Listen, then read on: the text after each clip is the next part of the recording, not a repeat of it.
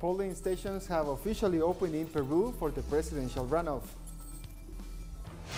The National Strike Committee has announced its willingness to hold talks with the Colombian government.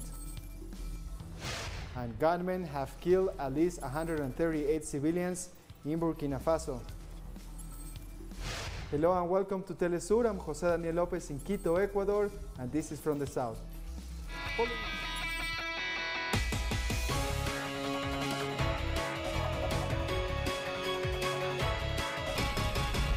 Polling stations have officially opened in Peru for the second round of the presidential elections. People are heading to the polls to vote for the right-wing candidate Keiko Fujimori of the left-wing Pedro Castillo. More than 25 million people are registered to vote, which by law is obligatory. Large school units, community schools, and even the National Stadium in Capital Lima will be the main polling stations. The voting in consulates and embassies abroad has begun. Uncertainty has gripped this country ahead of what polls have predicted will be a very close race. And to talk more about this presidential runoff in Peru between left-wing candidate Pedro Castillo and right-wing Keiko Fujimori, we're now joined live by human rights activist Lisbeth Melendez in Washington, D.C., United States. Thank you, Lisbeth, for joining us today. Thank you for having me. Can you begin by telling us a little bit more about these two candidates? What is their background and what type of voters are supporting each other? Well, you know, there's very little that is known outside of the Spanish-speaking media around both Keiko Fujimori and Pedro Castillo. And, you know, what I would probably say to describe it in a few words is Keiko, Fujimori is a legacy candidate, the daughter of one of the most corrupt presidents of Peruvian political history, somebody who she has expressed already will pardon had she become the president of the country. And Pedro Castillo, who is an unknown really in the larger context of politics, somebody who comes from the left side of of politics, a populist, somebody from the ground up. Much needs to be defined about who he will become as a president, but he does have the support of many people, not just outside, not just within the capital of Peru, but also outside in what we will call, not the mining centers, not the places where the folks are being threatened, but really the places where inequity is large, and his promises to ensure that equity, justice, and access begin to diminish the class divide that is so profound in Peru at this moment. Keiko Fujimori has agreed to double down in politics around the protection of mining companies, the interests of the copper industry, and leave behind the people who are suffering as they continue to be exploited by mining companies in extracting such a precious metal from the land in Peru. This week, Pedro Castillo met with representatives of victims of forced sterilization during Alberto Fujimori's administration. What do you know about this violation of human rights? Well, this is shall we say, a technique that has been used in many countries. I'm originally from Puerto Rico, where forced sterilization of women happened for about 35 years. The United States, where people of African descent and indigenous peoples were also sterilized. And so the first step to recognizing the damage done is when the government actually meets with the victims, meets with the people, and there is a beginning of healing and recognition of the damage done, not just for the future of the country, but for the past that so much has, so wounded, who got to see a legacy in the country, and who was stopped from leaving a legacy, not just biological, but social in the fabric of Peru. And talking about a little bit more this, what does Keiko Fujimori and her candidacy represent, given the legacy left behind by her father and the allies of the political class? More of the same is the short answer. I am not sure that Keiko Fujimori is not a candidate that travels with the wind forces. We've seen some of her stances change over time. She's moved to the left or the right, always to the right of center, but to closer to center and further right and further to the right depends on what she sees her most political advantageous opinions would be. Very much like her father, who, as we know, ended up being an autocrat and really doing much to hurt the working class, the middle class of the country. The political class in Peru would love to see stability and no threats to their position and to the emerging oligarchies that exist in Peru. Fujimori represents much of what that has to do and will continue to shore up, where Castillo has very clearly said that while not ruling out the conversations that need to have, his stand is one that supports the working class in particular of the country and hopes to give it stability from the ground up and not simply by the 1% of the country who dominates the discourse. Thank you so much, Lisbeth. We appreciate your time, and I hope we can talk a little more next time. Thank you. That was Lisbeth Melendez, human rights activist based in Washington, D.C. We have more news in a minute. Stay with us.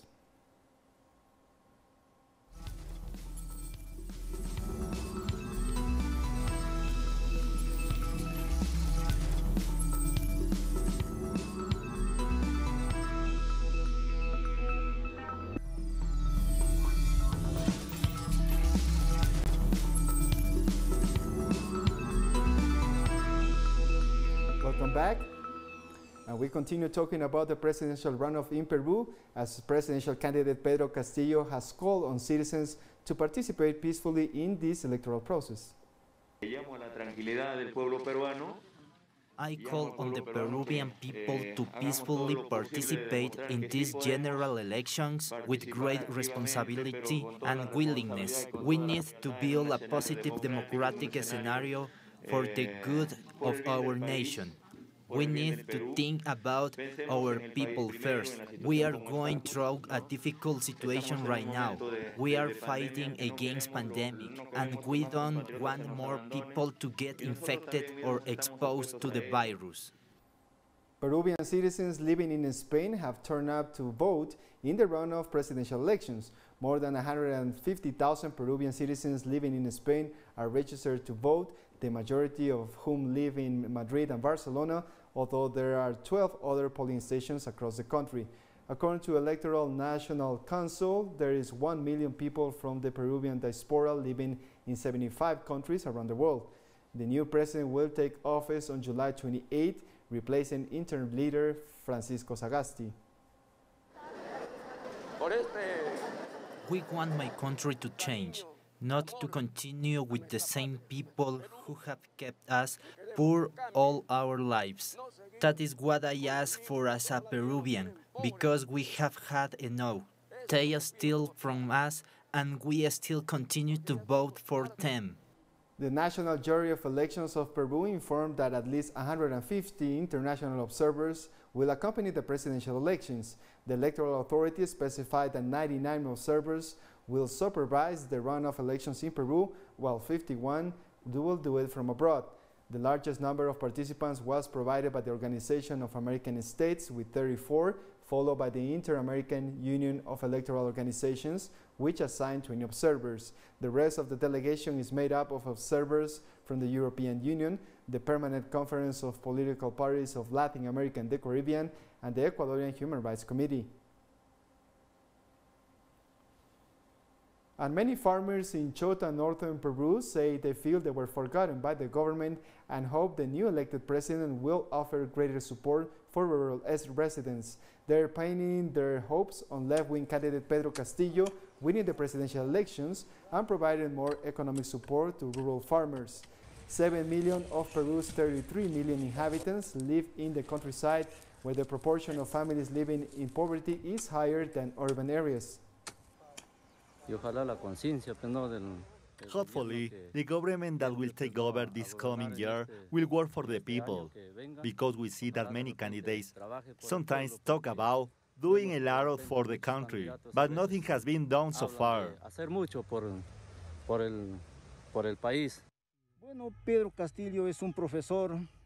Pedro Castillo is a teacher who maybe doesn't have a master's degree in politics.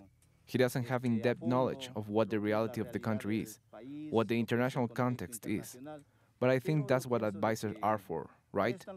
They can advise him, but that can also be a setback due to his lack of experience.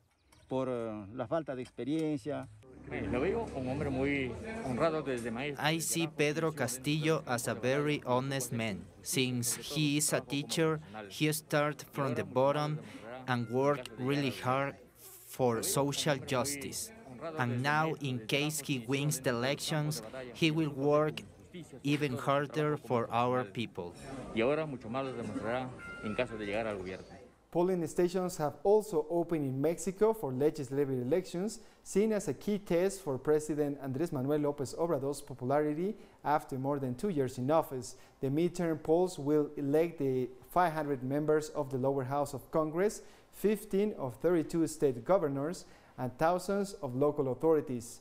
The vote is viewed as critical to the prospects of López Obrador pushing through reforms under his so-called transformation of a country shaken by the coronavirus pandemic, a deep recession, and a drug-related violence. And President Andrés Manuel López Obrador has already casted his ballot in these legislative elections. López Obrador was elected in 2018 for a term of 6 years, vowing to overhaul Mexico's neoliberal economic model. Much of his popularity is due to his social welfare programs aimed at helping the most vulnerable groups. His supporters say he is the first president to put the interests of the Mexican majority, many of whom live in poverty, before those of the wealthy elite. In Colombia, after 39 days of protests, the National Strike Committee reiterated its willingness to hold talks with the government. The committee held Iván Duque's government responsible for the slow progress in the talks, aimed at creating a sustainable scenario for negotiations on the country's future. According to the strike committee, an agreement has been reached on half of the issues on the proposed agenda: non-involvement of military forces in controlling protests, the autonomy of local governments to manage demonstrations, a ban on the use of firearms against protesters are among the main points in dispute. Still in Colombia, security forces continue with the violent repression of protesters. Public transportation facilities are reportedly being used as provisional detention centers. According to the media outlet Colombia Informa, in several sectors of capital Bogota, the mobile anti-riot squad attacked demonstrators and detained them in bus stations. In Portal Suba, one of the main stations of the Transmilenio public transportation system of Bogota, police harassed journalists and human rights defenders who gathered around the area. This week, the Transmilenio company confirmed the allegations. 4 protesters were detained at Portal de Suba on May 19, while 10 others, including a woman, were detained at Portal Americas, according to a statement from the company. Syria's Kurds have handed 4 relatives of Islamic State group fighters, including 3 children, to Dutch diplomats for repatriation. The group consisted of a Dutch woman and her 2 children, as well as another 12-year-old girl. Top Syrian Kurdish Foreign Affairs official Abdel Karim Omar said this was a humanitarian case whose mother had agreed to her repatriation following a request from the Dutch government. Since the fall of the Islamic State's caliphate in March 2019, Syria's Kurds and the United Nations have urged foreign countries to repatriate their nationals held in northeast Syria. At least 220 children with Dutch nationality remain in Syria or Turkey, 75% of whom are under the age of 4 and were born in the region to parents with Dutch citizenship. Today we will hand to the Dutch government a woman and her 2 children. This woman is conforming with the autonomous administration's policy. when we do not have proof or evidence showing that women have committed crimes in this region. We can hand them over to their countries. We will also hand them a young girl. She has a mother, but this is a special humanitarian case. We agreed to hand her over to the Dutch government after obtaining written consent from her mother for her repatriation. A group of gunmen have killed at least 138 civilians in Burkina Faso in the deadliest attack since violence erupted in the West African country in 2015, officials say Saturday.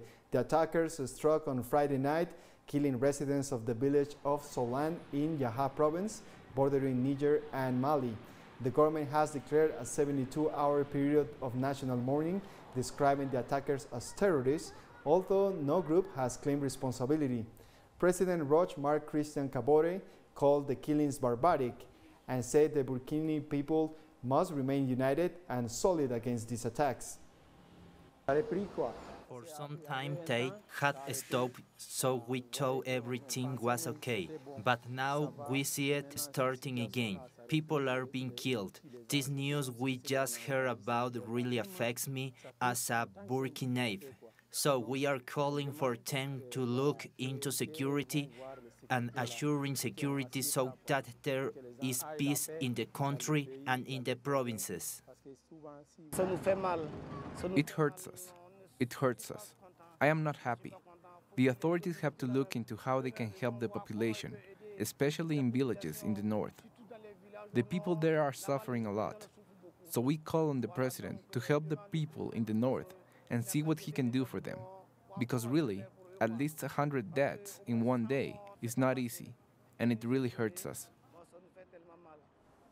We have more stories coming up after one last break, so stay with us.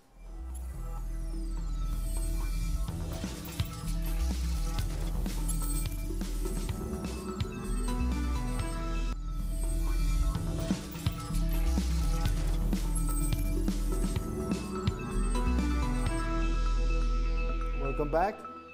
Chinese Foreign Ministry spokesperson Wang Wenbin blasted the United States for abusing the concept of national security and blacklisting Chinese companies. The U.S. government has generalized the concept of national security and abused state power to suppress and constrain Chinese companies by any possible means. China firmly opposes this.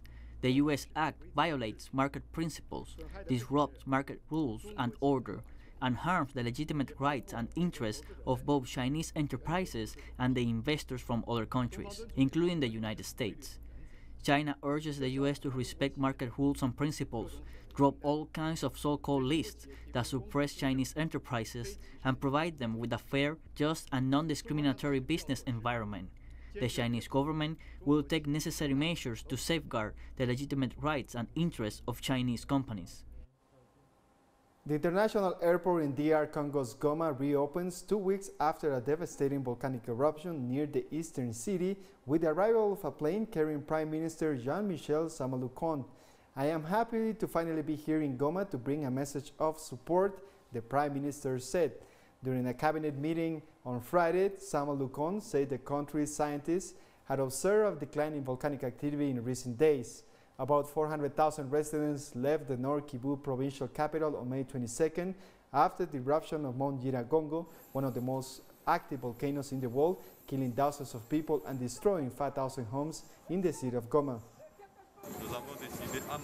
We decided to come and bring a message of support to the population of Goma, which, beyond having their safety at risk, had to face this natural disaster that happened in an unpredictable way.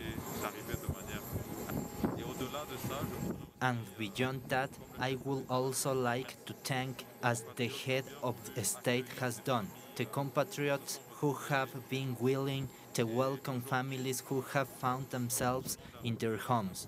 And today, as we have just arrived in Goma, we hope that we will continue to have better conditions and that this will allow the return of the displaced. Flash floods and mudslides in Sri Lanka have killed 14 people, while more than 5,000 are displaced, officials say Sunday. Rains have been pounding 10 districts of the island nation since Thursday night. 10 people have died in floods over the past 2 days, while another 4 lost their lives in mudslides, according to the government's Disaster Management Center. The center says the extreme weather has affected over 60,000 families in several parts of the country.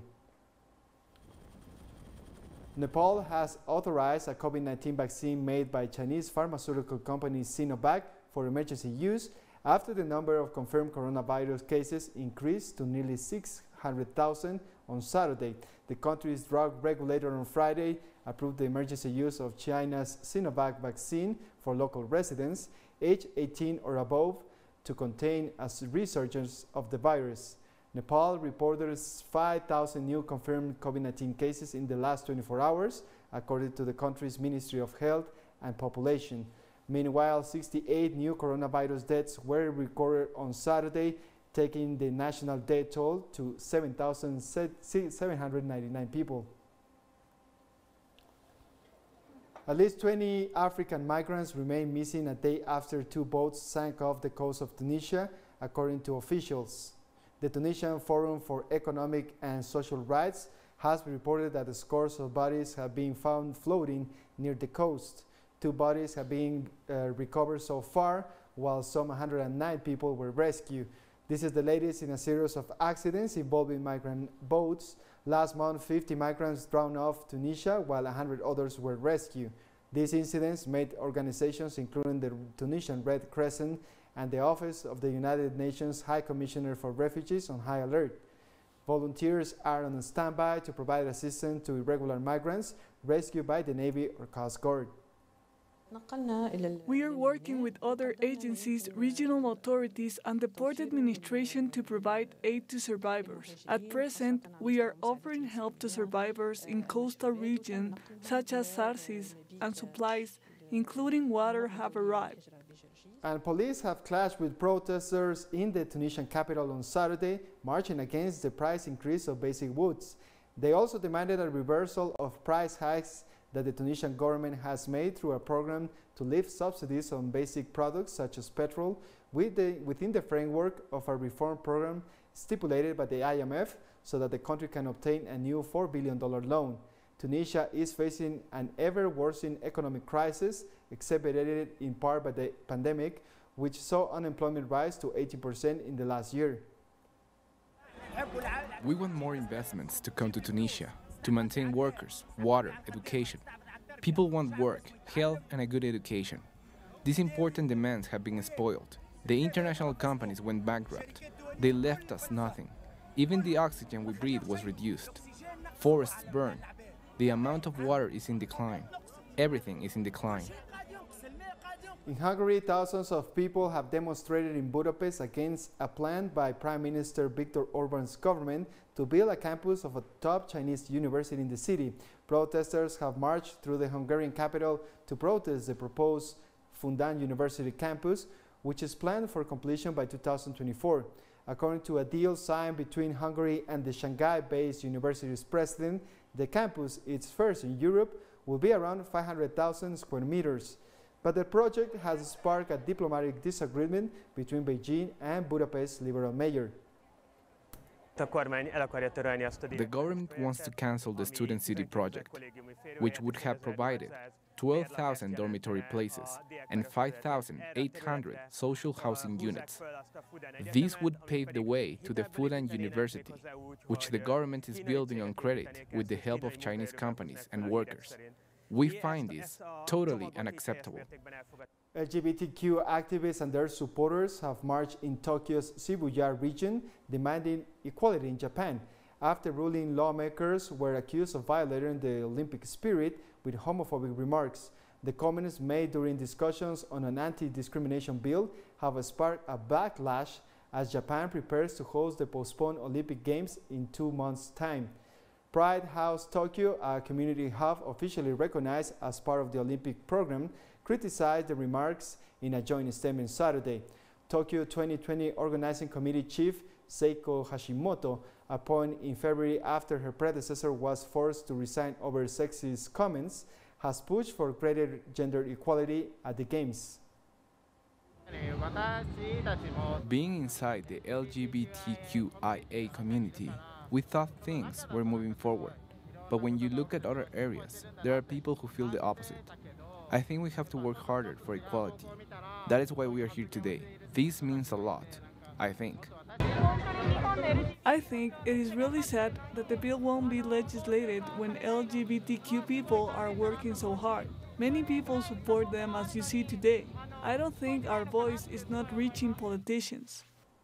And we come to the end of this news brief. You can find this and many other stories in our website at telesurenglish.net.